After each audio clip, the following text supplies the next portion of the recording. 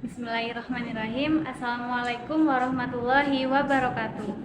Perkenalkan, nama saya Dewi Imayatun Hafisyah dengan NIM 242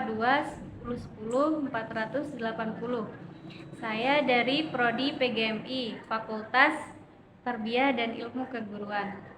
Di sini saya akan menjelaskan tentang akhlak terpuji.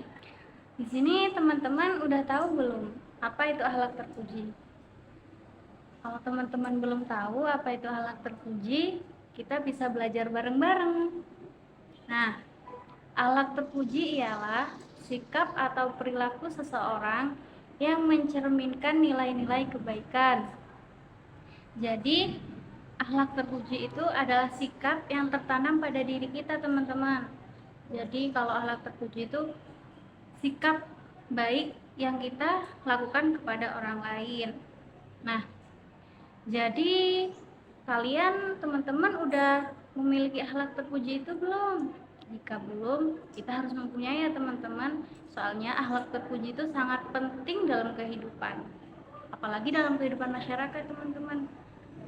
Jadi kita harus memiliki akhlak terpuji tersebut. Nah, akhlak terpuji ada beberapa bagian. Yang pertama, taat kepada Allah. Yang kedua, taat kepada Rasulullah. Yang ketiga, taat kepada orang tua. Dan yang terakhir, keempat ini, kita harus patuh dan taat kepada guru. Nah, teman-teman, kenapa sih kita harus taat kepada Allah? Kenapa? Kenapa ya? Soalnya, kenapa kita harus taat kepada Allah? Karena Allah itu adalah yang menciptakan kita. Allah juga memberikan rezeki buat kita. Terus Allah juga yang menghidupkan kita. Kalau kita nggak taat kepada Allah, itu kita namanya sombong dong. Masa kita udah diberi rezeki, kita udah diberi kesehatan, masa kita nggak mau taat kepada Allah, taat kepada yang menciptakan kita? Kita harus mentaati dong. Nah, beberapa cara kita taat kepada Allah. Yang pertama, melaksanakan sholat awal waktu. Jadi gini teman-teman, kalau udah waktunya azan berkumandang nih, kita langsung ambil wudhu, cepet-cepet melaksanakan ibadah sholat. Apalagi kalau sholatnya itu berjamaah teman-teman, jadi Allah lebih suka. Apalagi ya, sholat berjamaah sama sholat sendiri itu lebih baik sholat berjamaah teman-teman. Kalau sholat sendiri itu pahalanya cuma satu, tapi kalau kita sholat berjamaah bisa 27 pahala loh teman-teman. Jadi diusahakan kita sholat berjamaah. Terus yang kedua, menjalankan puasa, baik puasa Ramadan maupun puasa sunnah.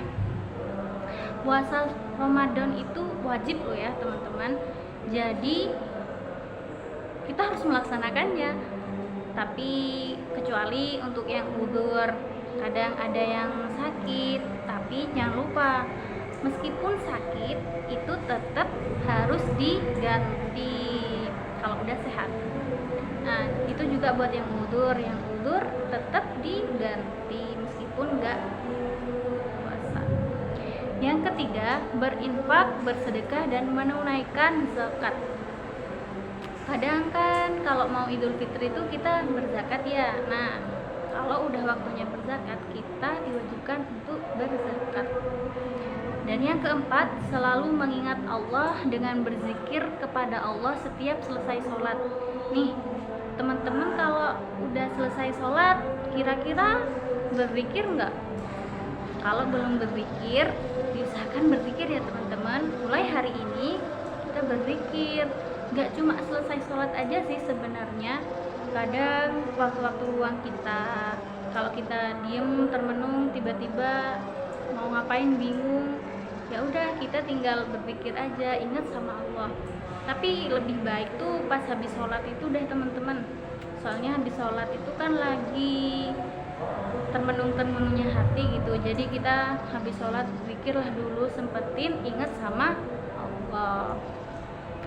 Yang kelima, mempergunakan rezeki yang diterima di jalan jalan kebaikan yang diridhoi oleh Allah. Maksudnya gimana? Kita udah diberi rezeki nih teman-teman sama Allah. Seumpama kita dapat kerja terus habis itu gajian, jangan kita gunakan itu buat hal-hal yang haram. Mau apa, dibuat beli amer gitu tuh nggak boleh teman-teman. Kalau teman-teman SD ya, kalau kita diberi uang oleh orang tua, jangan dibuat main monopoli gitu tuh, jangan teman-teman. Yang lebih baik itu dibeli makan, ya udah dibeli makan aja. Terus kalau emang ada sisanya, kalian boleh tuh ngasihin sisanya di masjid buat amal gitu teman-teman, jadi lebih bermanfaat. Yang terakhir, berperilaku yang islami sesuai tuntutan Allah. Gimana tuh teman-teman? Maksudnya ya berpakailah sesuai ajaran Islam, jangan yang terbuka, pakai rok yang pendek-pendek, celana yang pendek-pendek. Kalau bagi yang perempuan ya diusahakan kalau udah balik ya pakai hijab. Jadi itu salah satu atau cara taat kepada Allah. Berikutnya ialah taat kepada Rasul.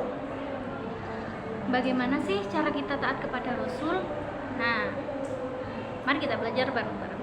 Yang pertama, mengetahui riwayat kehidupan para Rasul, terutama Rasulullah Shallallahu Alaihi Wasallam. Bagaimana cara mengetahui? Ya baca-baca sejarah-sejarahnya Rasul. Kita bisa membaca hikayat-hikayatnya.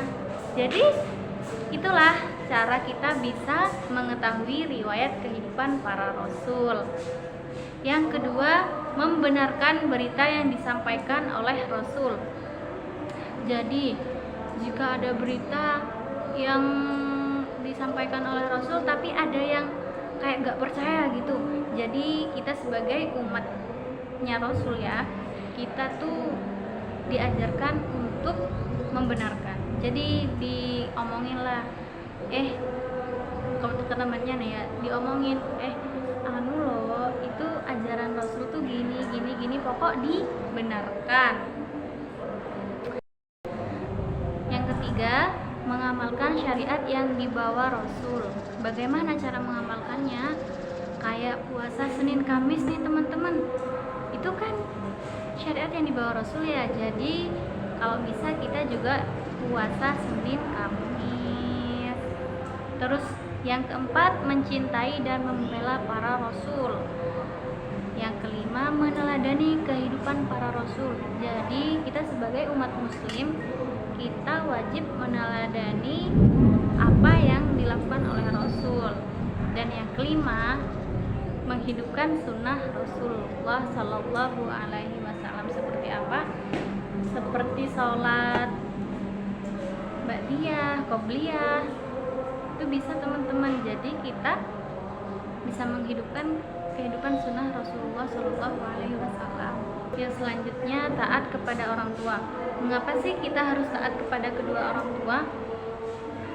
Nah teman-teman, orang tua adalah orang yang paling berjasa dalam hidup kita. Jadi kita harus taat dan patuh kepada kedua orang tua.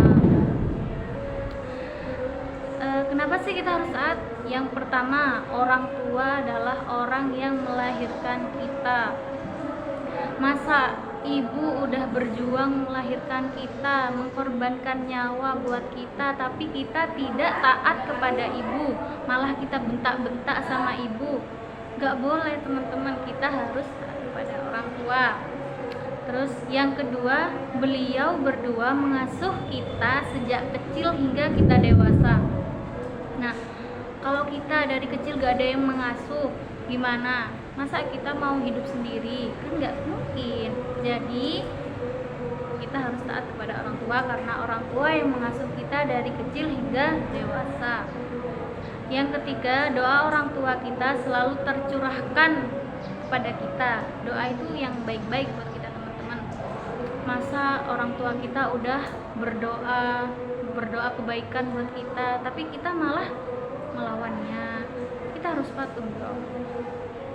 Terus yang keempat, orang tua telah bekerja keras untuk memenuhi biaya atau kebutuhan keluarga. Kita udah dibiayai dari kecil, dari SD, TK, sampai kuliah saat ini. Masa kita mau patuh aja, mau taat kepada kedua orang tua aja angel. Nah gitu teman-teman, jadi kita harus taat kepada orang tua. Dan yang kelima, patuh kepada orang tua adalah perintah dari Allah Subhanahu wa Ta'ala. Masa udah diperintah sama Allah kalian masih gak mau patuh sama kedua orang tua? Astaghfirullahaladzim. Bagaimana sih cara kita taat kepada orang tua tuh? Yang pertama, menuruti perintahnya selama tidak bertentangan dengan agama. Jadi semisal nih orang tua nyuruh, yang giat ya belajarnya nak, yang giat ya ngajinya nak. Nah itu kan malah bagus tuh, kita harus nurut. Jangan enggak bu, aku gak mau ngaji, aku gak mau sekolah. Gak boleh ya teman-teman.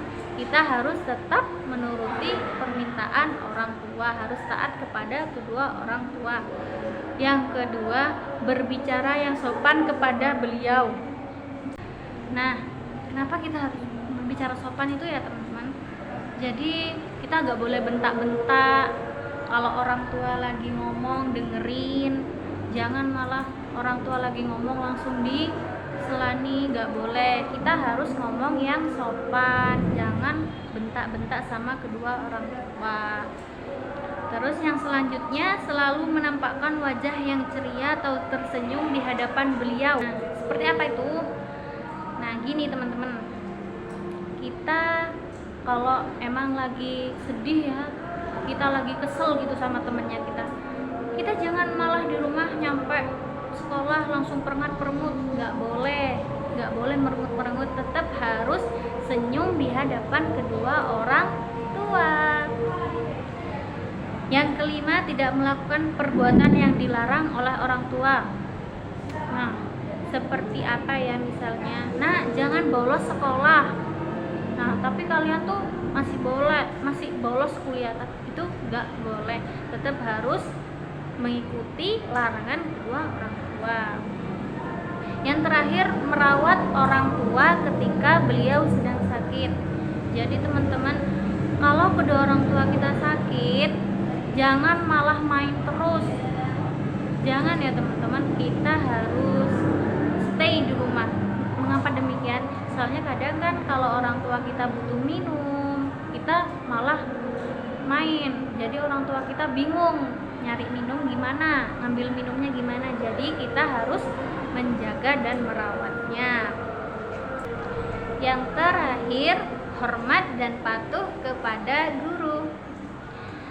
Selain orang tua kita di rumah, orang tua kita di sekolah adalah guru yang mendidik kita, yang memberikan ilmu kepada kita. Jadi kita harus hormat dan patuh terhadap guru. Gimana sih cara kita hormat dan patuh terhadap guru tuh? Yang pertama, memperhatikan pengajaran yang diberikan oleh guru. Jadi teman-teman, ketika guru lagi ngejelasin di depan papan, kita harus tetap memperhatikan apa yang diterangkan oleh beliau. Terus yang kedua, mengerjakan semua tugas yang diberikan oleh guru. Jadi teman-teman, kalau kita diberikan tugas oleh guru, kita harus mengerjakannya. Jangan malah dikasihkan kepada temennya, nih kamu aja yang ngerjain. Gak boleh, kita harus mengerjakan apapun tugas yang diberikan oleh guru. Yang ketiga, melaksanakan segala nasihat guru. Jadi apapun nasihat guru, ketika kita berbuat salah terus kita dinasihatin oleh guru, kita harus mendengarkannya dan menjalankannya. Yang keempat, mengucapkan salam ketika berjumpa dengan guru. Nah, kita di jalan nih mau ke pasar, terus ketemu papasan sama guru. Jadi kita usahakan berhenti mengucapkan salam. Assalamualaikum ibu, assalamualaikum bapak, biar sopan. Nah, yang selanjutnya ialah mencium tangan guru ketika bersalaman. Jadi habis mengucapkan assalamualaikum bapak, assalamualaikum ibu, kita cium tangannya. Nah, yang selanjutnya tidak melupakan kebaikan guru ketika kita udah lulus nih teman-teman. Jangan sampai kita lupa kebaikannya, kita malah sombong, kita gak mau nyapa, gak boleh. Kita harus tetap mengingat kebaikan guru kita. Terus yang selanjutnya berdiri menyambut guru. Yang ke-8, bertanya sesuatu yang belum dipahami dengan sopan. Misalnya nih kalian di kelas terus belum tahu nih apa itu yang diterangkan oleh guru. Jadi kita kalau mau tanya tuh yang sopan teman-teman, jangan langsung bu gini sambil buta-buta, jangan.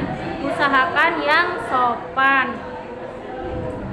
Terus yang terakhir, tidak mendahului dan memutuskan pembicaraan. Nah, jadi ketika udah ngomong sama guru lagi ngomong, kita dengerin sampai guru itu selesai ngomongnya. Jangan malah mutus. Guru masih ngomong, kalian langsung ngomong, enggak bu, gini. Enggak boleh teman-teman, itu enggak sopan. Jadi kita harus sopan sama guru. Nah, selesai sudah pembelajaran dari materi akhlak terpuji ini teman-teman. Jadi usahakan tadi yang sudah kita pelajari bersama-sama diterapkan yang baik-baiknya. Jadi mohon maaf apabila ada kekurangan kata, apabila ada kesalahan kata dari saya, mohon dimaafkan ya teman-teman. Soalnya manusia itu tidak pernah luput dari kesalahan. Sudah selesai ya teman-teman. Dadah, semoga di pertemuan berikutnya kita ketemu lagi. Saya Dewi Maidun Hafisya, pamit undur diri. Wassalamualaikum warahmatullahi wabarakatuh. Bye.